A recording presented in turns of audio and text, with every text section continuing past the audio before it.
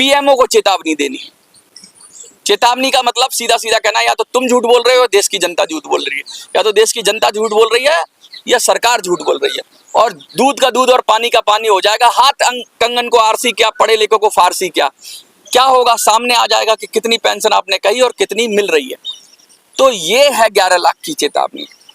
इसका एग्जीक्यूशन कैसे करेंगे, इसको कैसे भेजेंगे लोगों के पास, कैसे आपको करना है, नंबर के जरिए मैं कल कम्युनिकेट करूँ।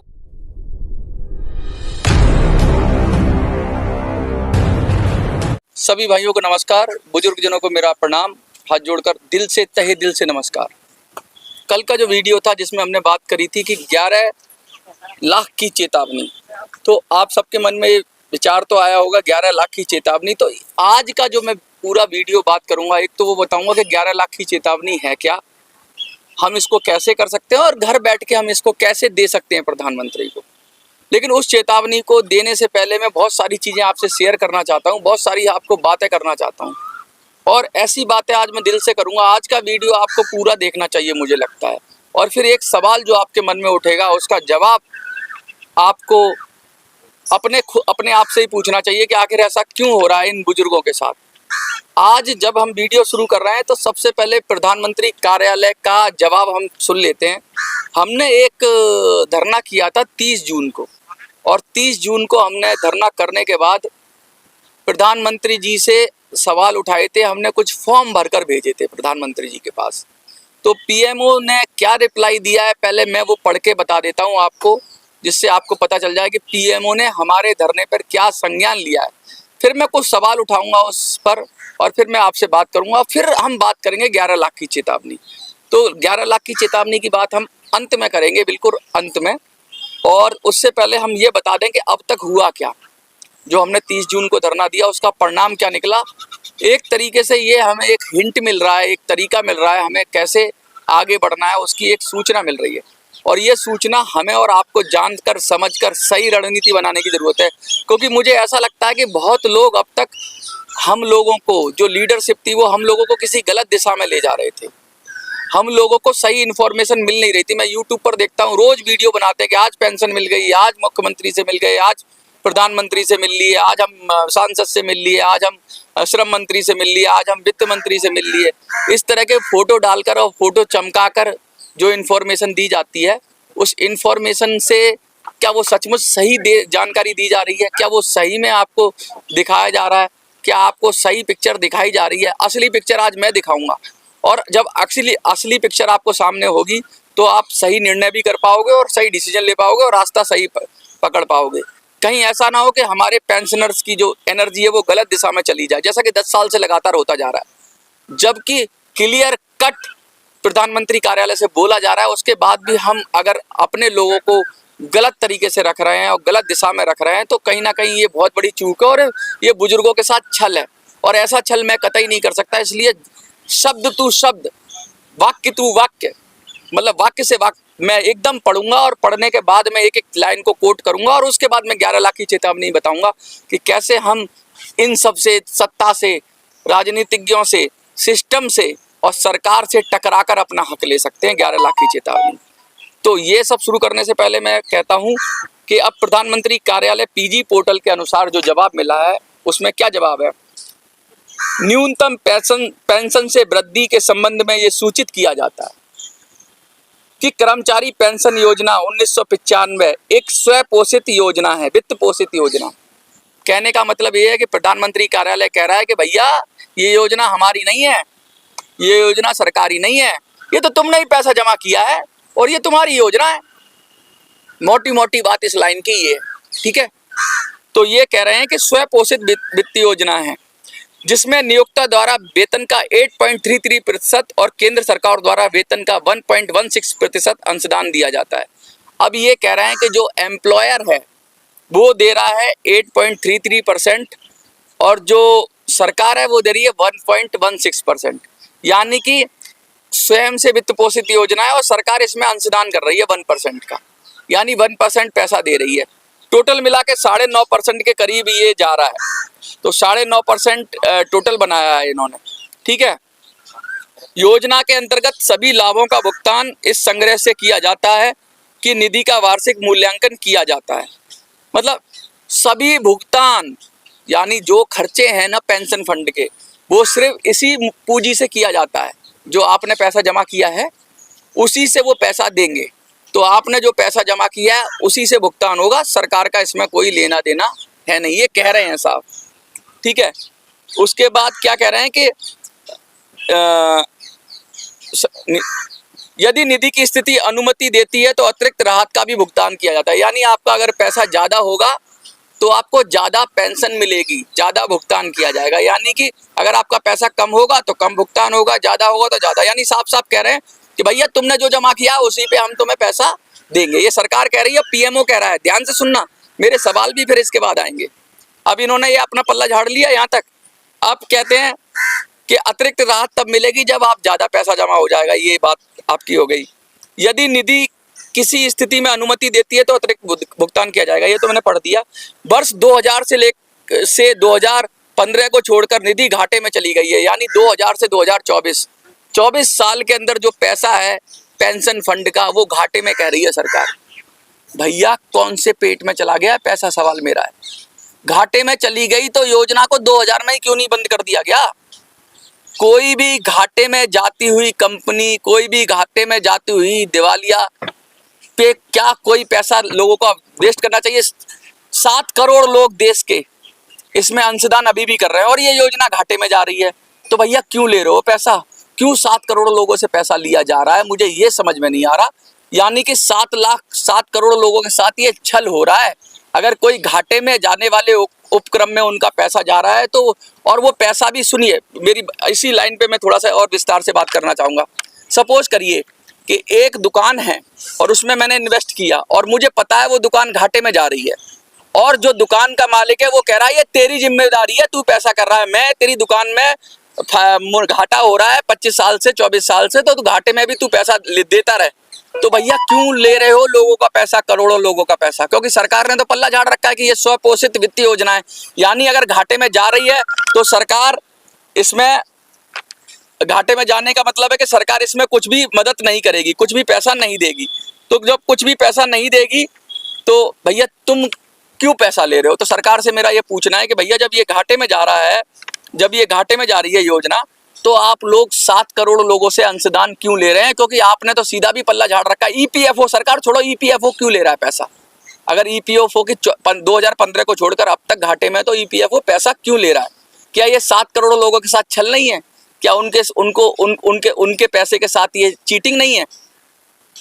एक डूबती हुई, क्योंकि वो लास्ट में ये खड़ा कर देंगे कि हम तो घाटे में हैं, तो हम तुम्हारा, जब पैसे लेते हैं तो घाटे में नहीं, जब पैसे के देने की बात आ रही है तो ये घाटे में दिखा रहे हैं। तो भैया 7 करोड़ लोगों से पैसा ले रहे हो तब घाटे में नहीं हो आप? तो ले ही क्यों रहे हो जब तुम मुनाफे में नहीं आ सकते हो? तो अंशदान ले ही क्यों रहे हो? ठीक है, ये कह रहे हैं कि 2015 को छोड़कर निधि घाटे में चली गई है, किसी अतिरिक्त राहत का भुगतान नहीं किया जा सकता। इसलिए मतलब आपको कोई पैसा एक्स्ट्रा नहीं दिया जा सकता। जो लोग कहते हैं 7,500 पेंशन, 9,000 पेंशन, 10,000 पेंशन, ये साफ साफ मना कर रहे हैं कि भाई हम तुम्हारी स्वपोषित वित्तीय योजना है, तुम खुद भुगतो, अपना सिर खुद फोड़ो। और ये घाटे में, पहले ही उस पर टैग लगा दिया कि ये घाटे में। आगे फिर मैं पढ़ूंगा, ये सरकार कह रही है, पीएमओ कह रहा है, इसके बावजूद केंद्र सरकार ने व्यापक मांग को ध्यान में रखते हुए बजटीय संसदीय प्रदान कर न्यूनतम वेतन पेंशन, बेसिक पेंशन 1,000 रुपये प्रतिमाह कर दी गई है। धन्यवाद हमारे। ये क्या कह रहा है पीएमओ? क्या ये गलत जानकारी दे रहा है या सही जानकारी दे रहा है मुझे नहीं पता, लेकिन मुझे तो ये जानकारी गलत लगती है। ये कह रहे हैं कि 1,000 रुपये न्यूनतम बेसिक पेंशन कर दी गई है, यानी 1,000 रुपये पेंशन मिलेगी, न्यूनतम बेसिक पेंशन। यहाँ कोई क्राइटेरिया नहीं है, तो इसका मतलब यही लगाया जाएगा कि कम से कम आपको 1,000 रुपये बेसिक पेंशन मिल रही है और सरकार ने ये दे दी गई है। तो बहुत सारे लोग मुझको कहते हैं 800 रुपये, 700 रुपये, 900 रुपये पेंशन मिल रही है। तो भाई उनको 800 रुपये क्यों मिल रही है अगर 1,000 कह दी? या तो पीएमओ झूठ बोल रहा है या वो लोग झूठ बोल रहे हैं, इन दोनों में से कोई झूठ बोल रहा है, या फिर ये सही तरीके से इन्फॉर्मेशन नहीं दी जा रही। अब ये क्या है ये, लेकिन ये देखिए क्या कह रहा है पीएमओ। कह रहा है, पीएमओ कह रहा है कि न्यूनतम बेसिक पेंशन 1,000 है और आप मुझसे कहते हो 800 रुपये, 700 रुपये। तो भैया कौन झूठ बोल रहा है? कमेंट में लिखो, क्या पीएमओ झूठ बोल रहा है या आप झूठ बोल रहे हो? तो ये जरूर कमेंट में लिखना कि कौन झूठ बोल रहा है। ठीक है, जबकि योजना में 1,000 रुपये सरकार ये एहसान कर रही है आप पर। सरकार ये कह रही है कि हमने 1,000 रुपये दिए, जबकि योजना में ऐसा कोई प्रावधान नहीं था। तो सरकार ये कह रही है कि योजना में तो कोई प्रावधान नहीं था, हमने आपको 1000 रुपया दे दिया तो हमने आप पर दया की 1000 रुपये देके। भैया नहीं चाहिए आपका 1000 रुपया, नहीं चाहिए 1000 रुपया। हमारा जो पैसा जितना जमा था उतना लंप सम वापस कर दो और नया पैसा ईपीएफओ से लेना, ईपीएफओ लेना बंद करो और ईपीएफओ में ताला जड़ दो। अगर मैं होता तो मैं सरकार से यही कहता। आप लोग क्या कहोगे ये आपकी जिम्मेवारी है, ठीक है। अब ये तो देखिए अधिकारी किस तरह से बात कर रहे हैं। ये कह रहे हैं कि कोई बजटीय प्रावधान नहीं था, हमने तो 1000 कर दिया। सरकार द्वारा गठित उच्च स्तरीय मॉनिटरिंग समिति द्वारा की गई सिफारिशों के अनुसार अतिरिक्त बजटीय सहायता उपलब्ध कराई कर्मचारी पेंशन योजना के अंतर्गत न्यूनतम पेंशन को बढ़ाकर 2000 रुपये प्रतिमाह करने का प्रस्ताव वित्त मंत्रालय को भेजा गया था। अब ये कह रहे हैं इसके बाद हमने 1000 तो कर दिया, इसके बाद हमने वित्त मंत्रालय को एक प्रस्ताव भेजा कि भाई आपके पास पैसा है, क्योंकि वित्त मंत्रालय संभालता है। तो सरकार ने उच्च समिति बनाई और उन्होंने कहा कि भाई 2000 कर दो मिनिमम पेंशन। अभी तो 1000 ही नहीं मिल रही, बहुत सारे लोगों को दे 2000 की इन्होंने बात कही। और वित्त मंत्रालय ने क्या कहा वो भी सुनिए। प्रतिमाह कर दिया। वित्त मंत्रालय को प्रस्ताव भेजा गया था। कर्मचारी भविष्य निधि संगठन का पत्र दिनांक 12/3/2020 के प्रस्ताव को वित्त मंत्रालय ने अग्रेसित करने से पहले ही मंत्रालय द्वारा प्रस्ताव पर विचार किया गया था। मंत्रालय द्वारा मतलब इस प्रस्ताव पर विचार किया गया, तथापि मुख्य रूप से वित्तीय बाधाओं के कारण वित्त मंत्रालय सहमत नहीं हुआ था। मतलब ये कह रहे हैं हमने तो प्रस्ताव दिया था 2000 का, लेकिन वित्त मंत्रालय कहता है हम क्यों पैसा दें, ईपीएफओ पैसा देगा। एक तो स्वपोषित वित्त योजना है, तो हम ये सरकार का पैसा क्यों दें। अब मेरा आपसे सवाल है, आप लोग कहते हो कि 1000 मिनिमम पेंशन नहीं मिल रही, तो ऐसे लोग कौन है जो या तो लोग झूठ बोल रहे हैं या पीएमओ झूठ बोल रहा है। अब कौन झूठ बोल रहा है मुझे नहीं पता, मैं तो जो पीएमओ की स्टेटमेंट थी वो पढ़ दी और जो आपकी है वो मैं पढ़ देता हूँ।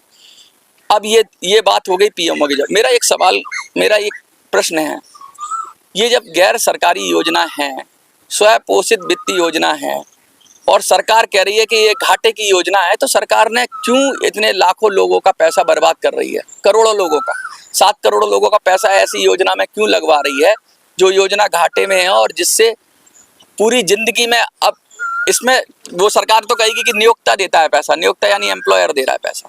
अरे एम्प्लॉयर का पैसा दिया तो कर्मचारी को ही जा रहा है, सरकार का भी तो पैसा जा रहा है। जिस योजना में घाटा है, जिस योजना अपने उद्देश्यों को पूरा नहीं कर सकती, योजना का उद्देश्य अच्छी पेंशन मिले, और ये योजना EPS 95 अगर उद्देश्य को पूरा नहीं कर पाती तो इसका मतलब क्या है इस योजना को।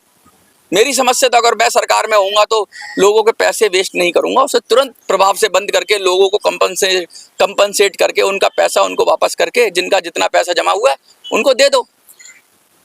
और पैसा जमा है, आप सोचिए कितनी पेंशन मिलती है लोगों को। जितनी भी पेंशन मिलती है वो पेंशन सिर्फ 78 लाख लोगों को मिलती है और 7 करोड़ लोग हर महीने उसके अंदर कंट्रीब्यूट कर रहे हैं, 7 करोड़ से ज़्यादा।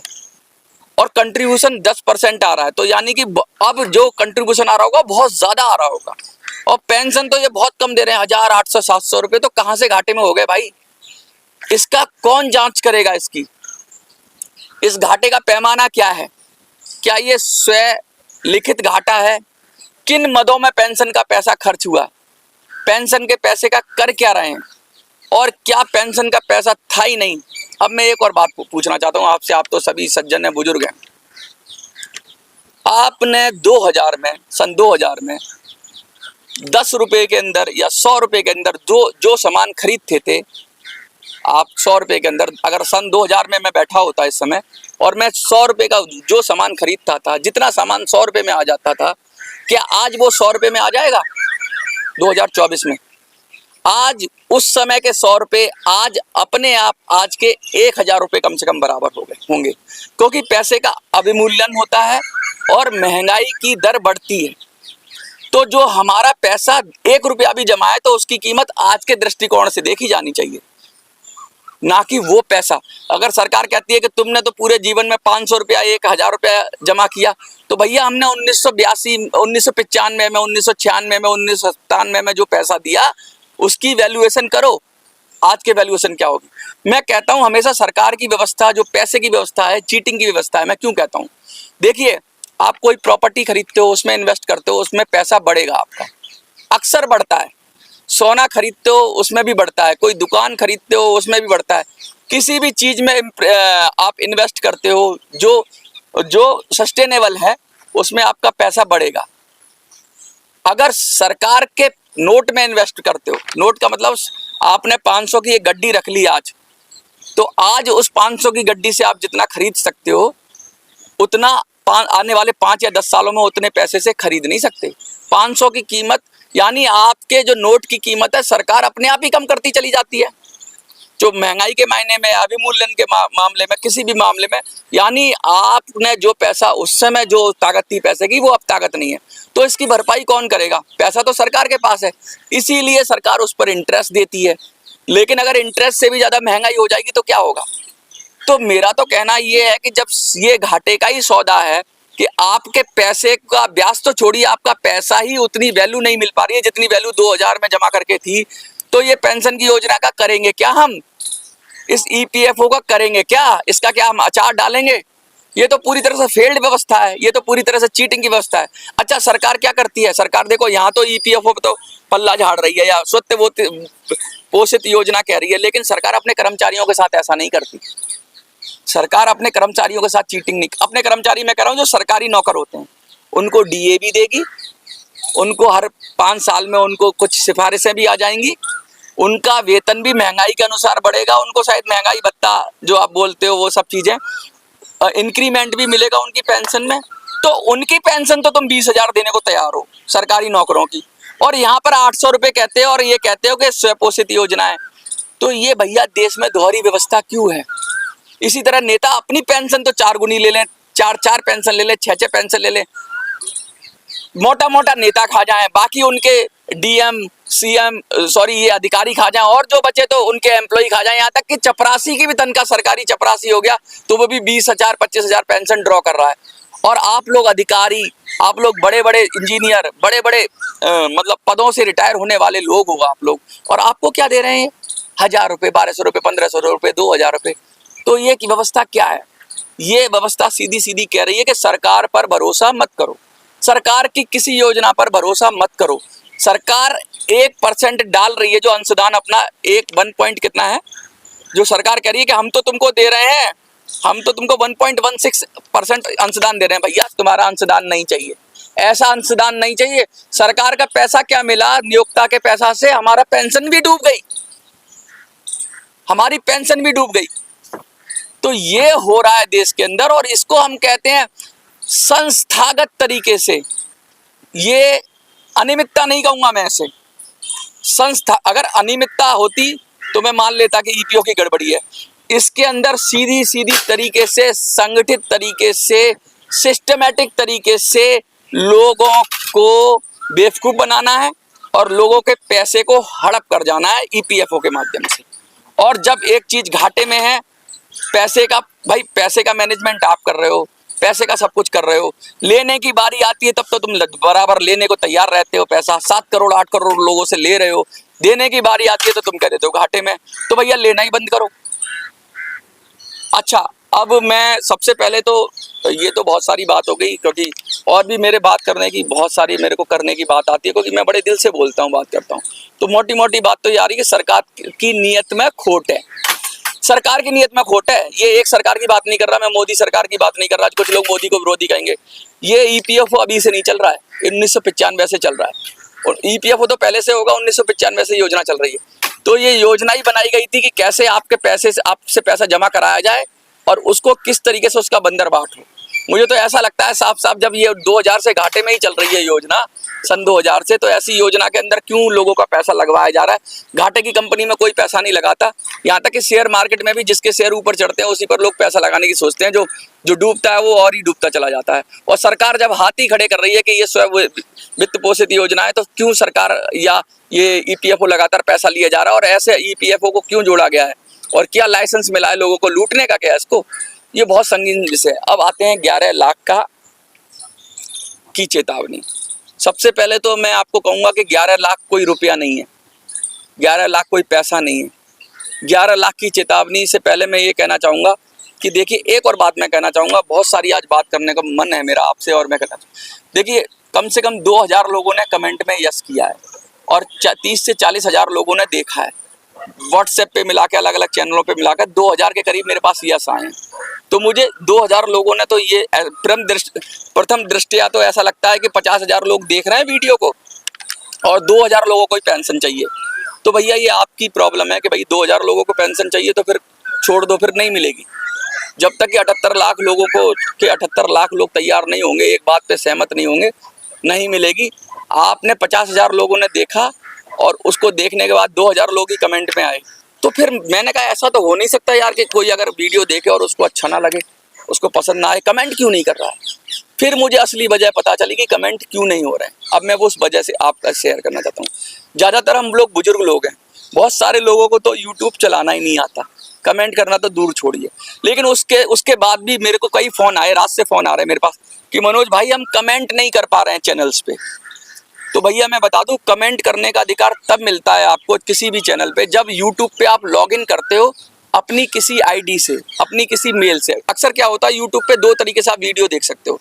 एक तो नॉर्मल बिगर लॉगिन किए हुए वीडियो देख सकते हो, तो वीडियो तो देख लोगे आप, लेकिन आप उस पर कमेंट नहीं कर पाओगे। अगर वीडियो पे कमेंट करना है तो आपको लॉगिन करना पड़ेगा यूट्यूब के अंदर अपनी मेल आईडी से। तो मैं सभी लोगों से अनुरोध करता हूं, अपने बच्चों से बोल के अपने मोबाइल के अंदर लॉगिन करा लें किसी मेल आईडी से, वो कोई भी मेल आईडी हो, उससे यूट्यूब पे लॉगिन करा लें, जिससे आप अपना कम से कम अपनी वोट तो कर पाएं। जैसे यस करना एक वोट है, तो आप वोट ही नहीं कर पा रहे हो सिर्फ अशिक्षा की वजह से। मुझे ऐसा लगता है कि ये कम से कम अगर 50,000 लोगों ने देखी तो कम से कम 40-50,000 कमेंट आते, लेकिन 40-50,000 कमेंट नहीं आ रहे हैं। इसका मतलब है लोग अशिक्षित हैं, उनको ये भी नहीं पता कि यूट्यूब देखना कैसे है। तो आज मैं फिर आपसे इस वीडियो के माध्यम से कह रहा हूँ कि यूट्यूब में लॉगिन कर लें, उसके बाद आप देखेंगे आपको कमेंट करने का राइट मिलेगा।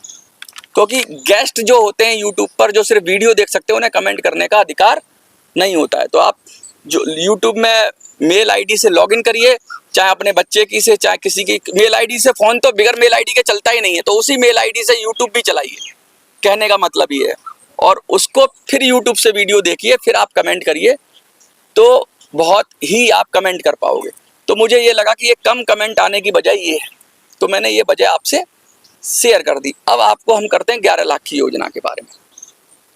देखिए बहुत बात करनी है और मैं तो घंटों घंटों बात करना चाहता हूँ आपसे। ये प्रधानमंत्री जी के कार्यालय से जो जवाब आया है, इससे कम से कम जो लोग रोज वीडियो बना रहे हैं यूट्यूब पर कि मिल गई पेंशन, बढ़ जाएगी पेंशन, मंत्रालय में हो गई बात, दे दिया प्रस्ताव, करेंगे अनशन, इन सब लोगों से आपको सवाल पूछना पड़ेगा कि 10 साल से क्यों नहीं ये जानकारी दे रहे थे। ये जानकारी पब्लिक डोमेन में भी उपलब्ध है, लेकिन अब ये लिखित रूप से प्रधानमंत्री कार्यालय से मेरे पास आई है, तो मैं इसे ऑफिशियल मानता हूँ। यानी सीधा सीधा उन्होंने पल्ला झाड़ दिया है पीएम ने अपना पल्ला झाड़ दिया और ये कह दिया है कि वित्त मंत्रालय ने पल्ला झाड़ दिया है। तो अब हमें क्या करना है? हमें इनको सबक सिखाना है। सबसे पहले तो एक झूठ, मुझे लगता है ये झूठ है या सच है ये तो आप लोग तय करोगे। तो इसके लिए 11 लाख की चेतावनी का मतलब क्या है? 11 लाख की चेतावनी का मतलब मैं चाहता था कि अभी एक मनोज सुराजी ने एक कंप्लेंट दी, तो उसको जवाब दिया प्रधानमंत्री ने, कार्यालय ने। मैं चाहता हूं 11 लाख लोग अलग अलग जगह से, अलग अलग शहर से, अलग अलग गांव से यही सवाल प्रधानमंत्री से पूछेंगे। अब पूछने का तरीका क्या है? एक आदमी को जवाब देगा पीएमओ, मनोज को दे दिया, एक संस्था को जवाब देगा, लेकिन अब आपको क्या करना है? 11 लाख लोगों को तैयार करना है जो अपना सवाल कहेंगे। तो उनके लिए दो कैटेगरी, कल मैं और इस वीडियो में विस्तार से कहूंगा कि आपको पूछना कैसे, लेकिन मैं थोड़ा थोड़ा और बता देता हूं आज वीडियो के माध्यम से कि 11 लाख की चेतावनी है क्या। हमको रजिस्टर्ड डाक के द्वारा, स्पीड पोस्ट या रजिस्ट्री के द्वारा प्रधानमंत्री कार्यालय दिल्ली को एक पत्र भेजना है। वो पत्र मैं भेजूंगा आपको, मैंने कहा था ना मेरा एक नंबर है, उस नंबर पे जिसके भी नंबर सेव होंगे मैं उनको वो पत्र या उनको वो फॉर्म भेजूंगा। जो फॉर्म पहले आया था इसमें थोड़ा सा सुधार है, वो फॉर्म मैं आपको भेजूंगा। आपका काम है ये फॉर्म उनको पहुंचा देना जो लोग भी EPS 95 से जुड़े हुए हैं। ये फॉर्म उनको भरना है और मुझे नहीं भेजना, ये फॉर्म भेजना है पीएमओ को, और सवाल उसमें मैं लिख के दूंगा आपको क्या पूछना है पीएमओ से सवाल। सबसे पहले तो एक सवाल पूछना है आपको, अपनी जो पेंशन की स्लिप है जिसमें आपको पैसा मिलता है पेंशन का, सबसे पहला काम तो उन लोगों से मैं बात करना चाहता हूँ जिनको 1000 रुपये से कम पेंशन मिलती है। तो हमारा जो पत्र आएगा उसमें हम यही सवाल पूछेंगे पीएमओ से कि आप कह रहे हो 1000 मिलती है और हमें मिल रही है 800, तो या तो आप झूठ बोल रहे हो या बैंक झूठ बोल रहा है या ईपीएफओ झूठ बोल रहा है, ये हमारा सबूत है। और हम पीएमओ से ये सवाल पूछने वाले हैं कि मेरी पेंशन 1000 रुपए से कम क्यों? जब न्यूनतम पेंशन आपने 1000 कर दी तो मेरी 1000 से कम क्यों? तो एक तो फॉर्म ये वाला होगा, ये फॉर्म मैं आपको व्हाट्सएप पे भेजूंगा, नंबर वही है मेरा 8375009595। मैंने आपको कहा था इस नंबर पे कॉल करने से बेहतर है इस नंबर को पहले तो सेव करिए और हाय लिख दीजिए, क्योंकि कॉल में बहुत लोगों के नहीं उठा पाता, हजारों लोग मुझे कॉल कर रहे हैं। तो इस पे सिर्फ हाय लिख दीजिए, आपके पास फॉर्म पहुंच जाएगा। और आपकी जिम्मेवारी है जिसके पास फॉर्म ना हो वो फॉर्म पहुंचा दे व्हाट्सएप के जरिए, पूरे देश में ये फॉर्म पहुंचा दें। अब मैंने 11 लाख क्यों कहा? हमें कम से कम 11 लाख लोगों के फॉर्म, 11 लाख लोगों के फॉर्म हमें प्रधानमंत्री कार्यालय से पहुंचाने, यानी 11 लाख कंप्लेंट दर्ज होंगी प्रधानमंत्री कार्यालय में। 78 लाख लोग हैं, मैंने 11 लाख का टारगेट रखा है। 78 लाख लोग, मैं तो कहता हूँ 7-8 करोड़ लोग हैं, वो भी पूछें जो ईपीएफओ में जमा कर रहे हैं, वो भी भेज सकते हैं। और इसमें एक नाम था कि पेंशन का जो नंबर होता है उसे भी ऐड कर दो, वो भी कॉलम हमने ऐड कर दिया। तो सबसे बड़ी जिम्मेवारी आपकी है कि आप ये पीएमओ को रजिस्ट्री में कितने पैसे लगेंगे? 10-20 रुपए लगेंगे, कहीं दूर पे होगा तो 25-30 रुपए, 30 रुपए का खर्चा है। आपको पीएमओ जवाब जरूर देगा, आप ही का मोबाइल नंबर पे आपको, जैसे मुझे जवाब दिया था धरना लगाने के बाद, ऐसे 11 लाख लोगों को जवाब देगा। और फिर उन जवाबों को इकट्ठा करके फिर हम जनता के बीच जाएंगे। अगर पीएमओ ने फिर से बोला कि मैं 1000 दे रहा हूं तो भैया हाँ, आप अपनी पेंशन स्लिप जरूर लगाइए या बैंक का स्टेटमेंट जहां आपकी पेंशन आ रही है उस जवाब के साथ। जवाब मैं बताऊंगा कैसे बनाना है, आपको नहीं बनाना, सब कुछ मैं बना के दूंगा, इस नंबर पे भेजूंगा 8375009595। एक महीने के अंदर, अगले 1 महीने के अंदर हमें ये काम करना है। हमें 1 लाख लोगों को मिलकर 11 लाख लोगों को मिलकर देश को, पीएमओ को चेतावनी देनी है। चेतावनी का मतलब सीधा सीधा कहना है, या तो तुम झूठ बोल रहे हो, देश की जनता झूठ बोल रही है, या तो देश की जनता झूठ बोल रही है या सरकार झूठ बोल रही है। और दूध का दूध और पानी का पानी हो जाएगा। हाथ कंगन को आरसी क्या, पढ़े लिखों को फारसी क्या, क्या होगा सामने आ जाएगा कि कितनी पेंशन आपने कही और कितनी मिल रही है। तो ये है 11 लाख की चेतावनी। इसका एग्जीक्यूशन कैसे करेंगे, इसको कैसे भेजेंगे लोगों के पास, कैसे आपको करना है, नंबर के जरिए मैं कल कम्युनिकेट करूंगा। और कल की जो प्रॉपर जो वीडियो होगी उसमें प्रॉपर ये 11 लाख की चेतावनी में आपको कैसे रोल अदा करना है, कैसे प्रधानमंत्री सवाल पूछने हैं। 2 कैटेगरी है बेसिकली, एक तो जिनको 1000 से कम पेंशन मिल रही है वो, और एक जिनको कम मिल रही है लेकिन 1000 से ज्यादा मिल रही है। तो हम 2 हिस्सों में लोग बट जाएंगे, 2 फॉर्म में कोशिश करूंगा या एक ही फॉर्म में समेटने की कोशिश करूंगा। लेकिन सवाल वही होगा कि अगर पीएमओ कह रहा है कि 1000 मिनिमम पेंशन है तो 1000 से कम क्यों मिल रही है, पहला सवाल तो यही होगा। और उसका जवाब देखते हैं पीएमओ क्या देता है। जब सबूत के साथ हम पेश करेंगे, भैया तुम कह रहे हो 1000 मिल रही है और हमें मिल रही है 800, तो ये कहाँ गई मेरी पेंशन, जमीन खा गई कि आसमान निकल गया। तो ये बात हमें करनी है। अब सरकार से आर पार की लड़ाई हमें लड़नी है और किसी भी झूठे संगठन के बहकावे में मत आइए। बहुत सारे संगठन अपनी रोटी सेक रहे हैं, आपसे पैसे लेते हैं, आपको झूठी दिलासा देते हैं। कभी किसी मिनिस्टर की गोद में बैठते हैं, कभी किसी मिनिस्टर की गोद में बैठते हैं, कभी इस पेड़ पे उछलते बंदर की तरह, कभी दूसरे पेड़ पे उछलते बंदर की तरह। अरे भाई साफ साफ क्यों नहीं कह रहे हो, साफ साफ क्यों नहीं कह रहे हो, क्यों सरकार की गोद में खेल रहे हो? सरकार से सवाल पूछना पड़ेगा यार। अगर इतनी हिम्मत नहीं है, इतना आपका जमीर अगर आपकी गवाही नहीं देता सरकार से सवाल पूछने के लिए। मैंने सरकार से सवाल पूछा, मुझे जवाब मिला, जनता को बताया ना पूरा पढ़ के। तुम भी बताओ तुम्हारे मेमोरेंडम में क्या जनता पूछती है, क्या जवाब देते हो। अगर नहीं बता रहे हो तो आप जनता को गुमराह कर रहे हो, उनको झूठी दिलासा दे रहे हो, और इस झूठी दिलासा में लाखों लोग काल को ग्रसित हो गए।